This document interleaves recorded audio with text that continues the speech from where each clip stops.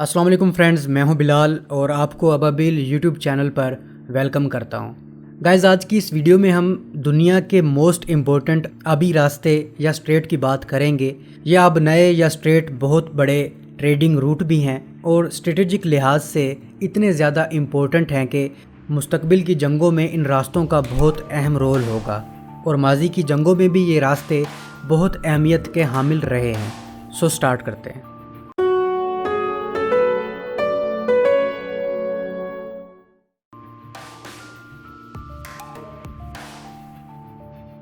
Bosphorus straight को straight of Istanbul भी कहते हैं। ये कुदरती समंदरी रास्ता है जो कि तुर्की के शहर इस्तांबुल के बीचों बीच गुजरता है। ये समंदरी रास्ता यूरोप और एशिया की बाउंड्री भी कहलाता है। ये रास्ता हमेशा से ही अहमियत का हामिल रहा है। ये रास्ता ब्लैक सी को सी ऑफ मरमरा से भी जोड़ता है जो कि मेडिटेरेनियन सी से जुड़ा हुआ है। दोस्तों, रोमानिया, रशिया, जॉर्जिया, बल्गारिया और यूक्रेन को अगर मेडिटेरेनियन सी तक पहुंचना है या इन ममालिक से तजारत करनी है तो स्ट्रेट ऑफ बॉस्फोरस वाहिद रास्ता है। वर्ल्ड वार 1 और रशिया टर्किश वार में ये रास्ता बहुत ज़्यादा अहमियत इख्तियार कर गया था। इसके अलावा रशिया जैसी सुपर पावर्स के लिए ये रास्ता बहुत अहमियत का हामिल है क्योंकि इस रास्ते के ज़रिए ही रशिया दूसरे अहम ममालिक से तजारत कर सकता है। स्ट्रेट ऑफ जिब्राल्टर, जिसे हम जबल तारिक भी कहते हैं, ये भी एक तंग बहरी रास्ता है जो कि अटलांटिक ओशन को मेडिटेरेनियन सी से मिलाता है। इस रास्ते के एक तरफ स्पेन है और दूसरी तरफ मोरक्को है। इस रास्ते को gate of the west, gate of Morocco और बाबुल मगरिब के नाम से भी जाना जाता है।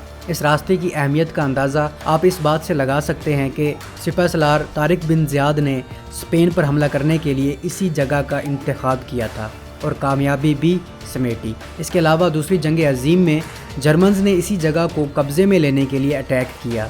जर्मन्स के इस ऑपरेशन को ऑपरेशन फेलिक्स कहते हैं।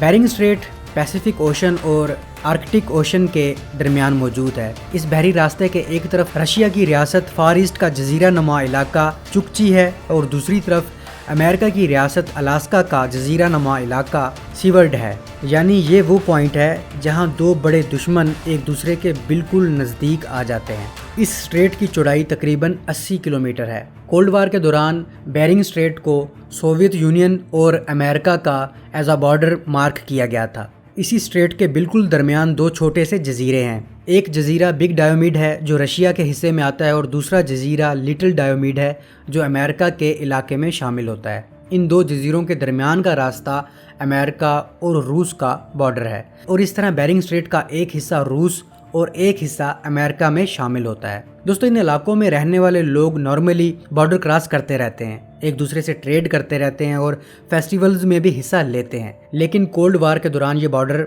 मुकम्मल तौर पर बंद कर दिया गया था। दोस्तों, बेरिंग स्ट्रेट के साथ और भी बहुत से दिलचस्प फैक्ट्स जुड़े हैं, जैसा कि 1906 में एक फ्रेंच इंजीनियर ने साइबेरिया से अलास्का तक एक ब्रिज और टनल लिंक का प्रपोजल दिया था, जिससे ये होता कि एशिया और यूरोप का नॉर्थ और साउथ अमेरिका से फिजिकल लिंक हो जाता और लोग इस ब्रिज और टनल को यूज़ करते हुए आसानी से अमेरिका तक पहुंच सकते थे। इसके अलावा और भी बहुत से प्रपोजल थे जो अमेरिका और रूस को जोड़ सकते थे।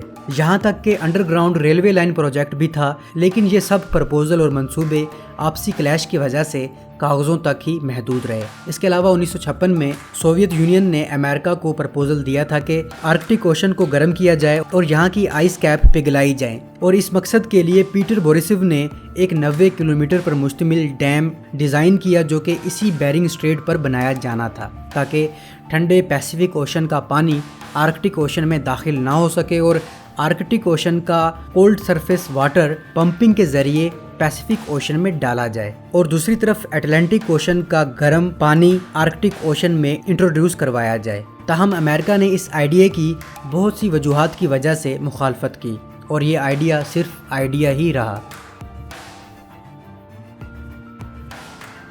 Straight of Hormuz Persian gulf और गल्फ ऑफ ओमान के दरमियान मौजूद एक स्ट्रेट है और पर्शियन गल्फ का खुले समंदर तक जाने का वाहिद समंदरी रास्ता यही है।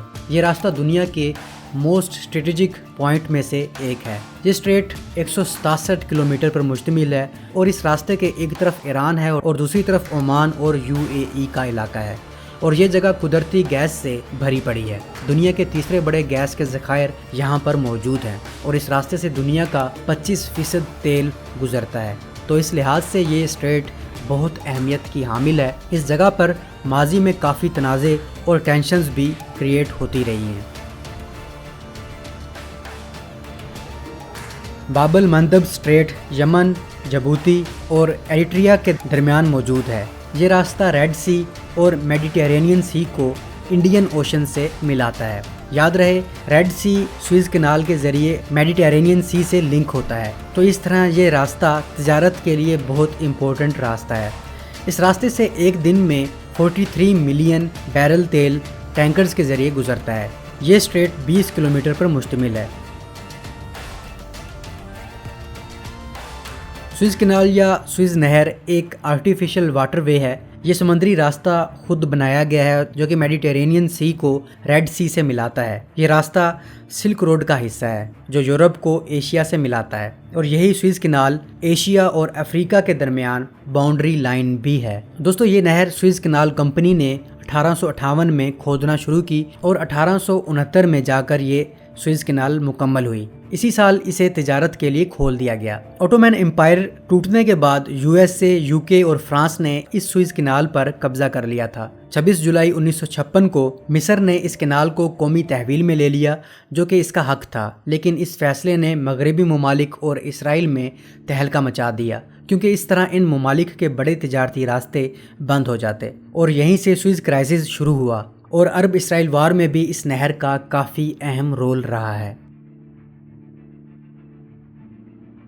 Panama canal. दोस्तों, सुएज़ कैनाल की तरह पनामा कैनाल भी आर्टिफिशियल वाटरवे है जो कि अटलांटिक ओशन को पैसिफिक ओशन से कनेक्ट करती है। इस नहर की तामीर तारीख के सबसे बड़े और सबसे मुश्किल प्रोजेक्ट्स में से एक है। इस नहर की तामीर से कबल बहरी जहाज बरआज़म जनूबी अमेरिका के गिर्द चक्कर लगाकर कैप हॉर्न से पैसिफिक ओशन में दाखिल होते थे, लेकिन पनामा कैनाल की वजह से न्यूयॉर्क से सैन फ्रांसिस्को के दरमियान बहरी सफ़र 9,500 किलोमीटर तक हो गया है जो कि इससे पहले 22,000 किलोमीटर तक था।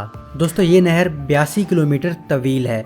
इस नहर को तामीर करने का मंसूबा 16वीं सदी में सामने आया, ताहम इस पर तामीर का आगाज़ फ्रांस के ज़ेर क़यादत 1880 में किया गया, लेकिन ये कोशिश नाकाम हो गई और ये प्रोजेक्ट अधूरा छोड़ दिया गया जिसे 1914 में अमेरिका ने मुकम्मल किया। कहते हैं इस नहर की तामीर के दौरान 27,500 के करीब मजदूर हिलाक हुए जो कि इस इलाके में मलेरिया और जरकान की वबा और ज़मीनी तोदों के गिरने की वजह से हुए हैं। दोस्तों, आज पनामा कैनाल दुनिया के अहम 3 बहरी रास्तों में से एक है। यहाँ से हर साल 14,000 बहरी जहाज़ गुजरते हैं जिन पर 203 मिलियन टन से ज़्यादा सामान लदा होता है।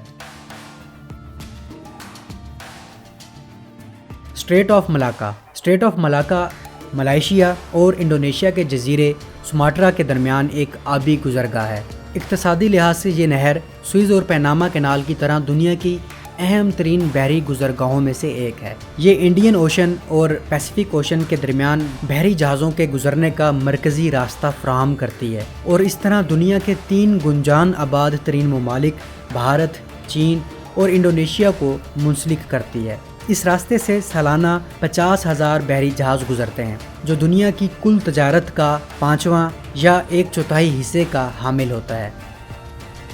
उम्मीद है दोस्तों आपको ये वीडियो पसंद आई होगी। अगर आपको ये वीडियो पसंद आई है तो अपने दोस्तों के साथ ज़रूर शेयर कीजिएगा और इस चैनल को भी सब्सक्राइब कीजिएगा ताकि इसी तरह की दिलचस्प वीडियोज़ आपको मिलती रहें। अब तक के लिए इतना ही। अपनी दुआओं में याद रखिएगा। अल्लाह हाफिज़।